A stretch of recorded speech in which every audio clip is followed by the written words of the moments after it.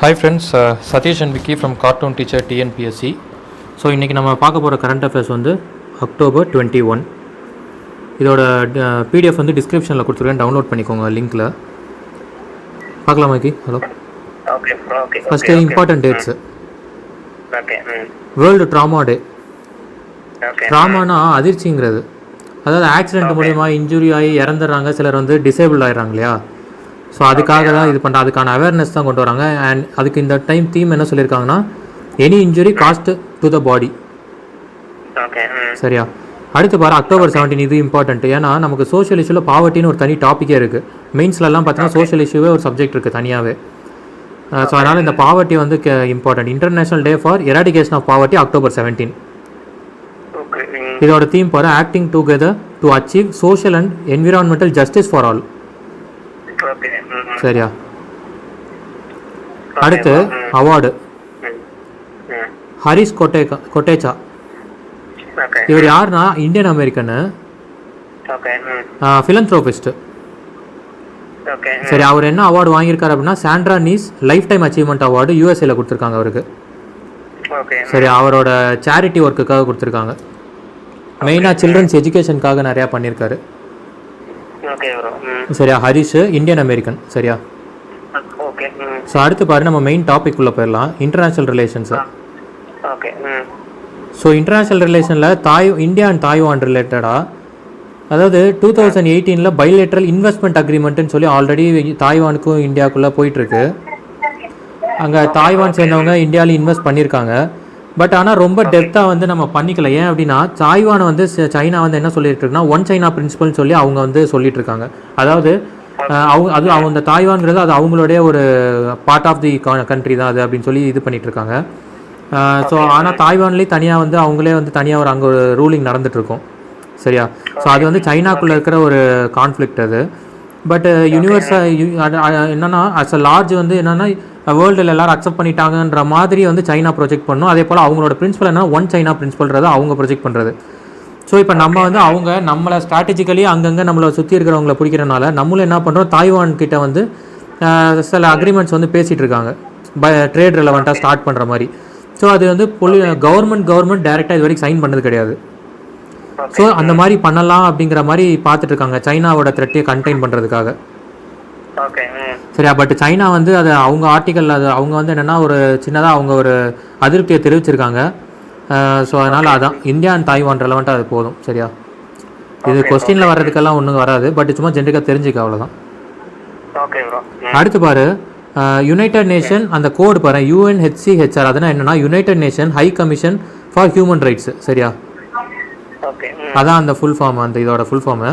Actually இது என்ன issue வந்துச்சுன்னா, இங்கே வந்து இப்போ நம்ம ஆல்ரெடி நம்ம படித்தோம் ஒரு 1 வீக் பேக், ஆம்னஸ்டி இன்டர்நேஷனலும் ஒரு ஹியூமன் ரைட் இன்டர்நேஷனல் ஆர்கனைசேஷன் அது. ஸோ அந்த இது எங்கன்னா இந்தியாவிலேருந்து கிளம்பிருச்சு. ஸோ அந்த மாதிரி என்ன ஆகுதுன்னா, நம்ம கிட்ட வந்து FCRAன்னு ஒரு ஆக்ட் இருக்குது. FCRA என்னன்னா ஃபாரின் கான்ட்ரிபியூஷன் ரெகுலேஷன் ஆக்ட். அதாவது வெளியேருந்து காசு இங்கே உள்ள இந்தியாவில் இருக்கக்கூடிய இடத்துல இன்வெஸ்ட் பண்ணுறாங்கன்னா அதை வந்து கரெக்டாக மானிட்டர் பண்ணுறது, அதை ரெகுலேட் பண்ணுறதுக்கான ஒரு இதுதான் ஆக்ட் தான் இந்த இது. ஸோ இங்கே என்ன ஆகிட்டுருக்கு, நிறையா ஃபண்ட்ஸ் வந்து இன்டெரக்டாக நிறையா இல்லீகலாக வர மாதிரிலாம் நிறையா சொல்லி இங்கே வந்து நிறையா ஷட் பண்ணிக்கிட்டு இருக்காங்க அப்படின்னு சொல்லி ஒரு இஷ்யூ கிளம்புது. சரியா?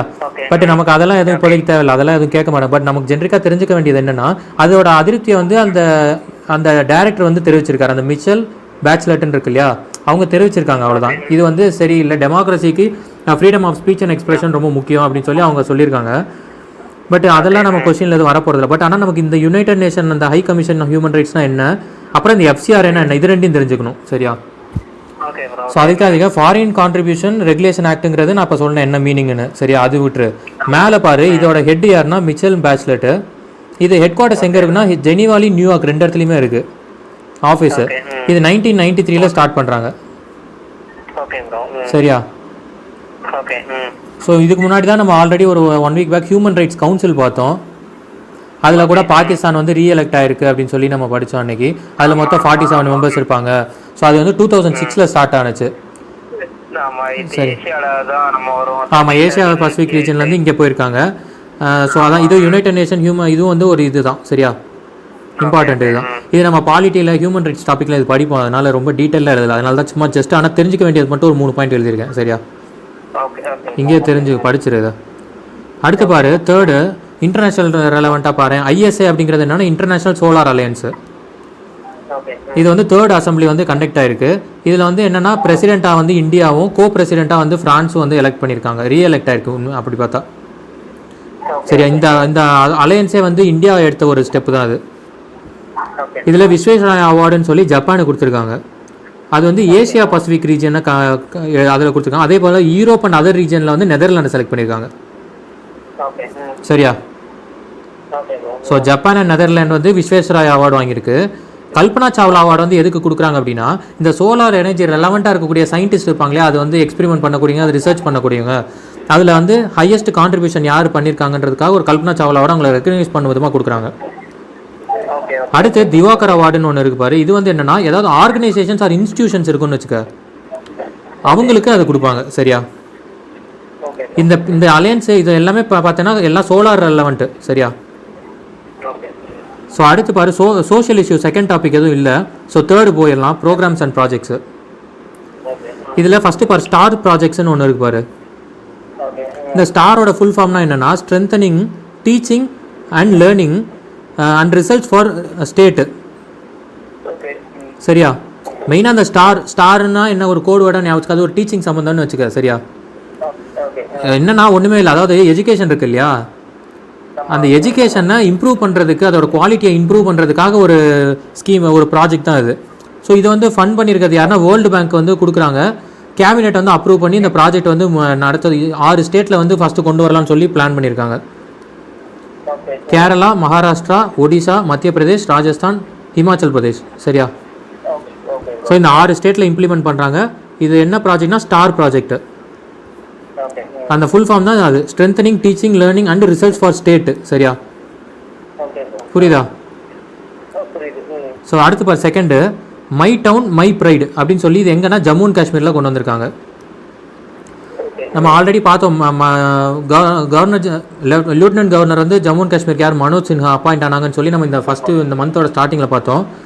இதுக்கு முன்னாடி இப்போ மனோஜ் சின்ஹா இப்போ அப்பாயிண்ட் ஆனாங்க இல்லையா, அப்போ இதுக்கு முன்னாடி யார் இருந்தாலும் முர்மு அவர் தான் இருந்தார். சரியா, ஓகே இதுக்கு முன்னாடி முர்மு இருந்தார். இதே வந்து லடாக்குக்கு வந்து ஆர்கே மாத்தூர்.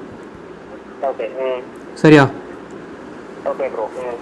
ஸோ இப்போது ஸ்ட்ரென்தனிங் இது எதுக்குன்னா இந்த மை டவுன் மை ப்ரைடுங்கிறது என்னன்னா கிராஸ் ரூட் டெமோக்ரஸியை ஸ்ட்ரென்தனிங் பண்ணுறதுக்கும் delivery at door step service. சரியா, ஓகே ஸோ அந்த ப்ரோக்ராமை வந்து இது பண்ணியிருக்காங்க, அவ்வளோதான், வேறு ஒன்றும் இல்லை. Okay bro. ஸோ அடுத்து பாரு தேர்டு லாஜிஸ்டிக் பார்க்கு அசாமில் வந்து கொண்டு வந்திருக்காங்க. இதுதான் ஃபஸ்ட்டு இந்தியாவில், இதுதான் ஃபஸ்ட்டு திங்கு. அதாவது என்ன அப்படின்னா அரௌண்ட் ஒரு 300 ஏக்கர்.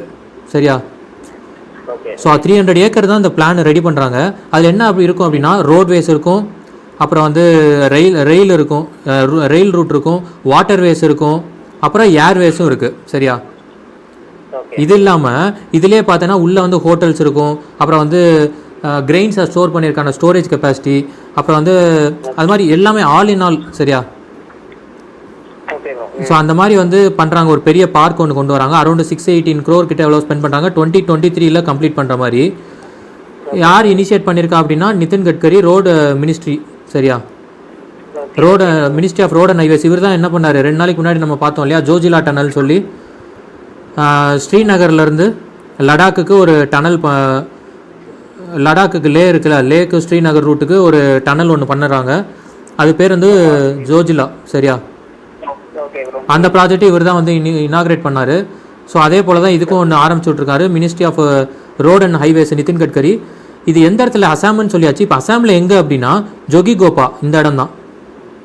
ஓகே ஸோ அதே போல் என்ன சொல்லியிருக்காரு அப்படின்னா இந்த எம்எம்பி, அதாவது எம்எம்எல்பின்னா என்ன, model multi model logistic park, இதுதான் எம்எம்எல்பின்றது ஷார்ட் ஃபார்மாக. ஓகே இதை இன்னும் வந்து 35 எம்எம்எல்பிஸ் கொண்டு வரணும் அப்படின்னு சொல்லி ஃபியூச்சரில் வரும் அப்படின்னு சொல்லியிருக்காரு. சரியா, அக்ராஸ் இந்தியா. ஓகே ஓகே புரியுதுல்ல? புரியுது. ஸோ அடுத்து பாரு ஃபோர்த் டாபிக் டிஃபென்ஸு.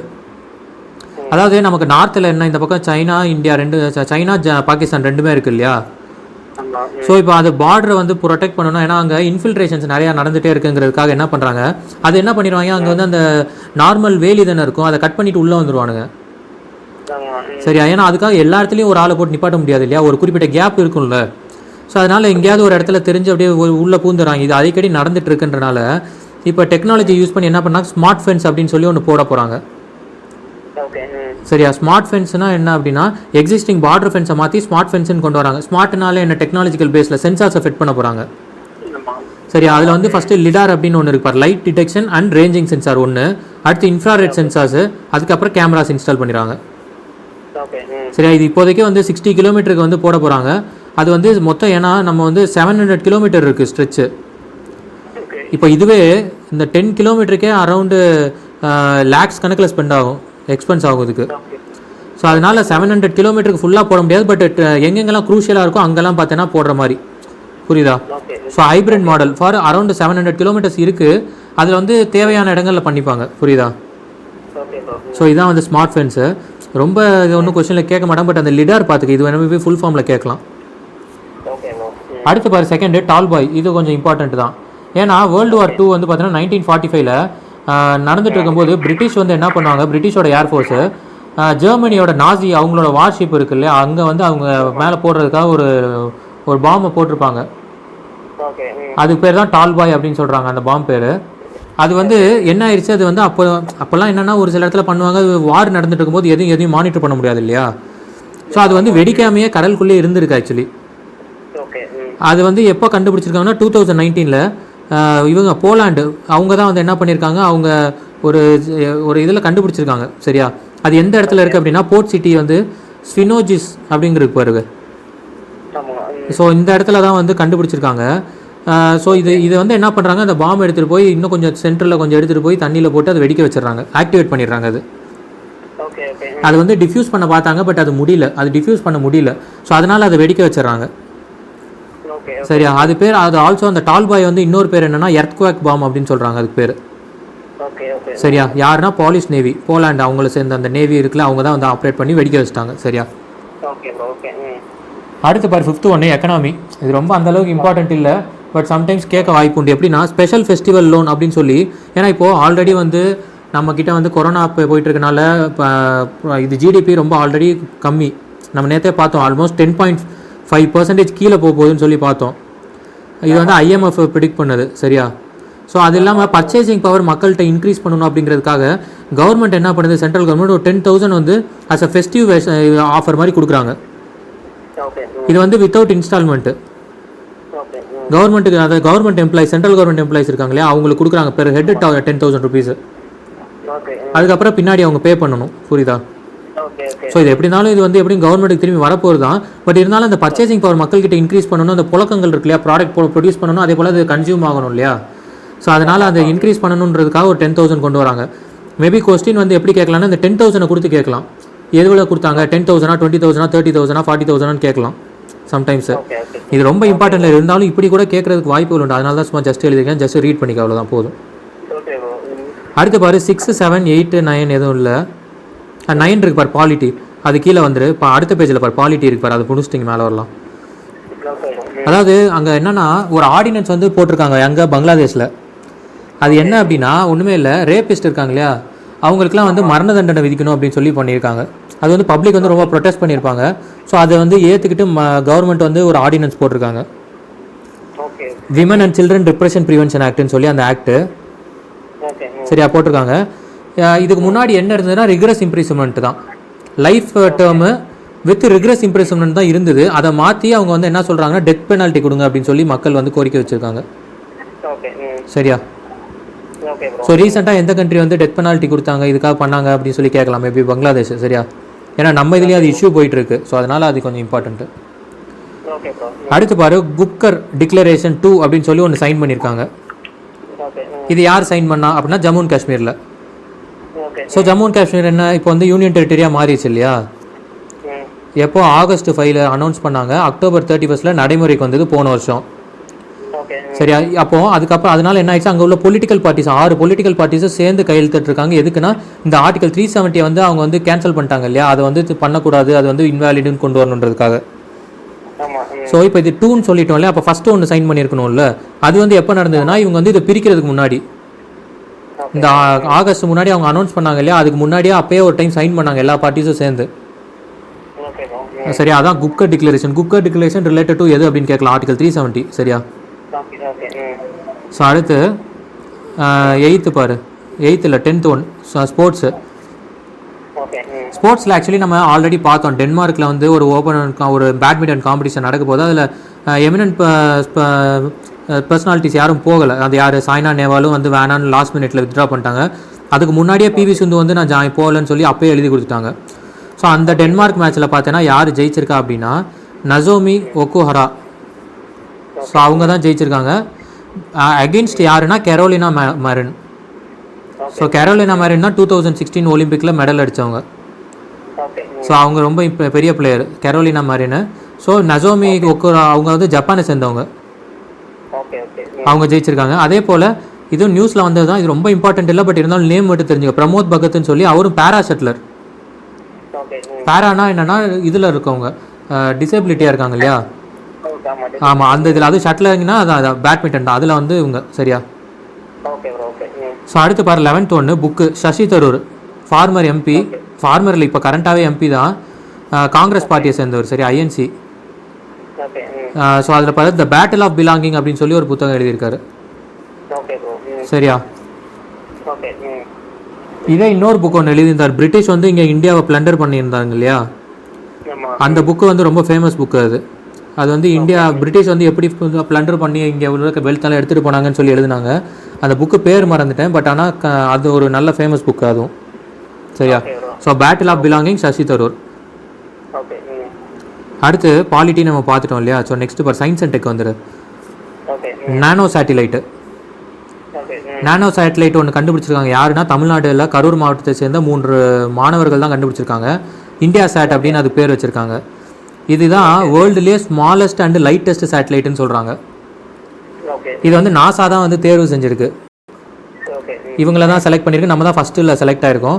ஸோ இந்த சேட்டிலைட்டை வந்து நாசா என்ன பண்ணுன்னா நெக்ஸ்ட் இயரில் வந்து லான்ச் பண்ணுவாங்க. அவங்க ராக்கெட்டில் இதுவும் சேர்த்து லான்ச் பண்ணுவாங்க. ஸோ இது வந்து இந்த இதில் என்ன சொல்கிறாங்கன்னா, இந்த நானோ சேட்டலைட் வந்து சோலார் பவர்டு, அதில் 13 சென்சார்ஸ் இருக்குது அப்படின்னு சொல்கிறாங்க. டிஃப்ரெண்ட் பேராமீட்டர்ஸ் எல்லாம் ஸ்டடி பண்ணுறதுக்காக அனுப்ப போகிறாங்க அது. சரியா. ஸோ அடுத்து பாரு கொரோனா ரெலவெண்ட்டு. நம்ம ஆல்ரெடி வந்து ரஷ்யா வந்து ஸ்புட்னிக் 5 அப்படின்ற ஸ்புட்னிக் வி அப்படின்றத நம்ம 5 தான், அது ஸ்புட்னிக் 5ங்கிறது நம்ம ஆல்ரெடி பார்த்தோம். ஒன்று கண்டுபிடிச்சிருந்தாங்க மெடிசன், அது வந்து பப்ளிக் ட்ரையலுக்கு வந்துருச்சு. இந்தியாவில் கூட ரெட்டி அவங்க வந்து எடுத்துக்கிட்டாங்க. சரி, இந்த இதை வந்து மேக்ஸின் ட்ரையல் இந்தியாவில் இந்த ஸ்புட்னிக் அவங்க தான் இது பண்ண போகிறாங்க. ரெட்டி அவங்க குரூப் தான் பண்ண போகுது. இப்போது ரஷ்யாவில் செகண்ட் வேக்சின் கொண்டு வந்திருக்காங்க. அது பேர் தான் எபிவேக் கொரோனா அப்படிங்கிறது. அந்த ஃபஸ்ட்டில் எழுதியிருக்க பாரு ஹெட்டிங், இதுதான் செகண்டு. சரியா. ஸோ ரஷ்யாவோட ஃபஸ்ட்டு ஸ்புட்னிக்கு, ரெண்டாவது வந்து எபிவேக் கொரோனா. பட் ஆல்ரெடி இந்தியாவில் 3 வேக்சின் வந்து ட்ரையலில் போயிட்டுருக்கு, ட்ரையல் பார்த்துட்ருக்காங்க. என்னென்னா கோவேக்சின், அப்புறம் வந்து ஜைகோவிட், அப்புறம் ஆக்ஸ்ஃபோர்ட் யூனிவர்சிட்டி கண்டுபிடிச்ச வேக்சின்ஸ். இது 3 ஆல்ரெடி ட்ரையலில் போயிட்டுருக்கு. சரியா. புரியுதுல்ல. அடுத்து பார் 15th மிஸ்லீனியஸ். 15th ஒன்று மிஸ்லீனியஸ். யூனிவர்சிட்டி ஆஃப் மைசூர், இதுதான் இந்தியாவில் 6th ஓல்டஸ்ட்டு. ஃபவுண்டட் பை யார்னா கிருஷ்ணராஜ உடையார் 4. அந்த டைம் வந்து வைஸ் சான்சலர் இருந்தவர் யாருன்னா வந்து ஹெச்வி நஞ்சுண்டையா. சரியா. அப்போ டைம் தான் திவானா இருந்தது யாருன்னா சார் எம் விஸ்வேஸ்வராயா. இந்த விஸ்வேஸ்வராயாவுடைய பிறந்தநாள் தான் வந்து செப்டம்பர் 15. அதை தான் நம்ம இன்ஜினியர்ஸ் டேன்னு செலிப்ரேட் பண்ணுறோம். இந்த யூனிவர்சிட்டி வந்து எப்போ ஓப்பன் பண்ணாங்கன்னா 1916. ஸோ மோர் தென் 100 இயர்ஸ், 100 செஞ்சுரி தாண்டி போயிட்டுருக்கு. 104 இயரில் இருக்குது இப்போது. இது வந்து பிரைம் மினிஸ்டர் மோடி வந்து இது ஆன்லைன் இது மூலியமாக விர்ச்சுவல் சமிட்டில் விர்ச்சுவலி வந்து இது பண்ணியிருக்காரு. ஸ்டூடெண்ட்ஸ்க்கு வந்து டாக்டர் கொடுக்குறது, பட்டம் அளிக்கிறது, பட்டம் கொடுக்குறதெல்லாம் பண்ணியிருக்காங்க. சரியா. ஸோ அதனால் எழுதியிருக்கேன். பட் மேபி இது வந்து நம்ம ஹிஸ்ட்ரி ரெலவெண்ட்டாக கூட வரலாம். கிருஷ்ணராஜ உடையார் வந்து நமக்கு மெடிவல் இந்தியாவில் வரும். சரியா. ஸோ இந்த விஸ்வேஸ்வராயாவும் இம்பார்ட்டன்ட்டு. 15 செப்டம்பர் பாரு இன்ஜினியர்ஸ் டே.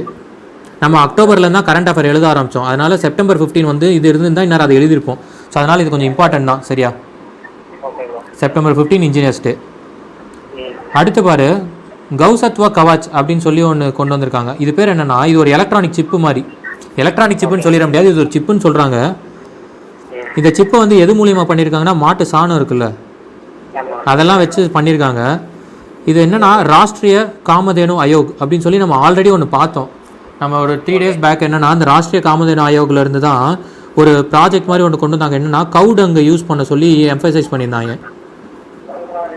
சரியா. ஸோ இப்போ அந்த இதில் உள்ள சேர்மன் யாருன்னா வல்லபாய் கத்தீரியா.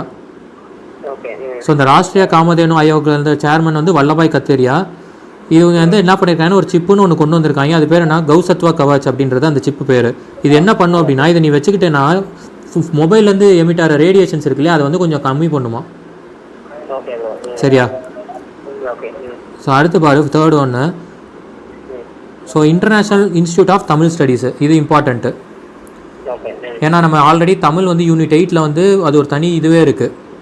ஸோ அப்படின்னும் பொழுது இதெல்லாம் இம்பார்ட்டண்ட். ஏன் அப்படின்னா இது வந்து 50th anniversary செலிப்ரேட் பண்ணியிருக்காங்க, இந்த யூனிவர்சிட்டியோட 50th anniversary. Okay bro. இது என்ன யூனிவர்சிட்டி அப்படின்னா லிங்குவிஸ்டிக் ரிசர்ச் இன்ஸ்டியூட். எப்படி, எதுக்கு, தமிழ் லாங்குவேஜுக்கு. ஓகே. ஸோ இது வந்து எப்போ ஸ்டார்ட் பண்ணுறாங்க, 1970ல். ஸோ இப்போ 2020 ஆயிடுச்சு இல்லையா. ஸோ வந்து 50th anniversary செலிப்ரேட் பண்ணியிருக்காங்க. ஸோ இந்த டைம் கேட்குறதுக்கும் வாய்ப்புகள் உண்டு. இது எங்கே இருக்குன்னா சென்னையில் தான் இருக்குது, தரமணியில் இருக்குது. ஓகே. இதோட மோட்டோ என்னன்னா, யாதும் ஊரே யாவரும் கேளீர். ஓகே. சரியா? Okay bro. இதோட ஹெட் யார் அப்படின்னா விஜயராகவன் அண்ட் மணவழகன். இவங்க 2 பேர் தான் இதோட ஹெட்டு. ஓகே. இவங்க 2016ல் பார்த்தேன்னா ஒரு கல்ச்சுரல் சென்டர் அப்படின்னு ஒன்று ஸ்டார்ட் பண்ணாங்க இவங்க 2 பேர் சேர்ந்து. ஓகே. அதாவது ஒரு காம்ப்ளெக்ஸ் மாதிரி ஒன்று உருவாக்கி அதை என்ன பண்ணுறாங்க, அங்கே வந்து தமிழ் ரெலவெண்ட்டாக இருக்கக்கூடிய டெக்ஸ்ட் புக்ஸு, அதோட பொருட்களாக இருக்கட்டும், ஸோ என்னென்ன ஹிஸ்டாரிக்கல் ஆஸ்பெக்டில் இருக்கோ அது எல்லாத்தையும் வச்சு ஒரு பப்ளிக் வந்து பார்த்துட்டு போகிற ஒரு எக்ஸிபிஷன் மாதிரி கிரியேட் பண்ணாங்க. ஓகே. சரியா? 2016ல் அது. பட் இந்த 1970ல் இதை எஸ்டாப்ளிஷ் பண்ணாங்கன்னு சொல்லி பார்க்குறோம் இல்லையா. பட் இது யாரோட ப்ரப்போசல் அப்படின்னா அண்ணாவோட ப்ரப்போசல் தான் இது. 1968ல் அவர் ப்ரப்போஸ் பண்ணுறாரு. ஸோ 1970ல் இதை எஸ்டாப்ளிஷ் பண்ணுறாங்க. ஓகே. ஐஐடிஎஸ் அது பேர், international institute of Tamil studies. சரியா? Okay bro. அவ்வளோதான். புரியுதுல்ல? ஆமாம் புரியுது. எதாவது டவுட் இருக்கா? இல்லை ப்ரோ இல்லை. சரி, ஓகே. இது படிச்சிரு சரியா. நாளைக்கு நம்ம அக்டோபர் 22 பார்ப்போம். நாளைக்கு இன்டர்ஸ்டேட் ரிலேஷன்ஸ் பார்த்துடலாம் ஓகே ப்ரோ. ஓகே. பாலிட்டியில். சரியா? Okay bro.